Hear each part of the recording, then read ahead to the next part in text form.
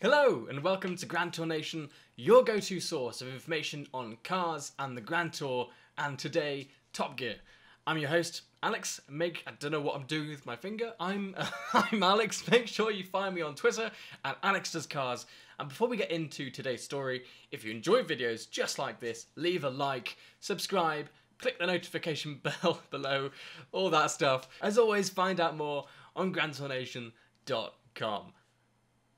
One paragraph. Found that so difficult. There are dark times in the history of Top Gear. See, I even got crazy eyes just saying that.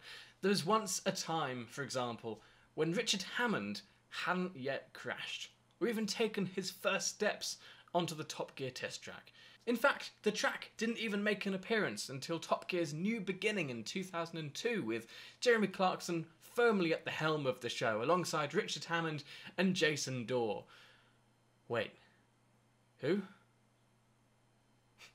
Jason Dawe was the third presenter to complete the magical trio when the show first started after its reboot. A lot of viewers of the show now don't remember him whatsoever, probably due to the fact that he was only involved in the first series. As soon as Series 2 dropped, so did his employment on Top Gear, and instead, James May, Captain Slow, the cheese guy, he was brought in by Clarkson to replace him. But where is he now? What is he doing? Well, to answer that, I must first explain to you what he brought to the show in the first place. His specialities revolved around the used car market. He once bragged that he buys cars for £900 and drives them until they die. To be fair, I've done the same thing. Didn't even last a year.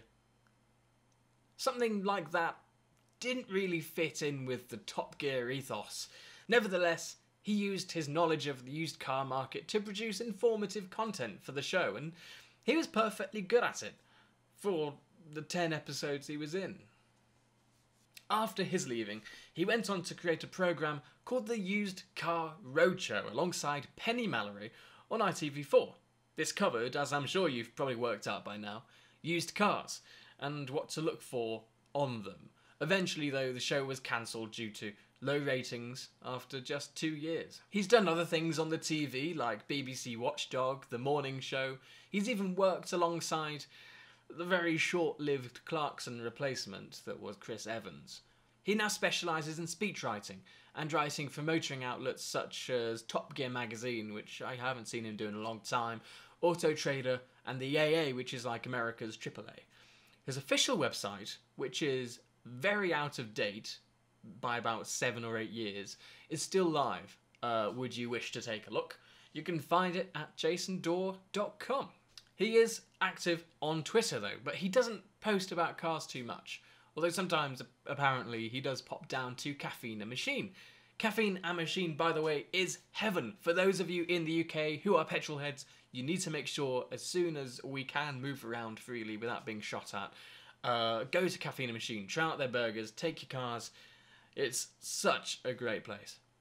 Anyway, yes, we did end up talking about something completely different over Jason Dawe, and that's probably answer the question that I was going to ask you. Do you want to see more of Jason Dawe? Do you want to see him in other things on TV? Probably not, but let me know in the comments what you think. I want to know your views. Thanks so much for watching this video. Leave a like for more videos just like this, like I said at the beginning of the video.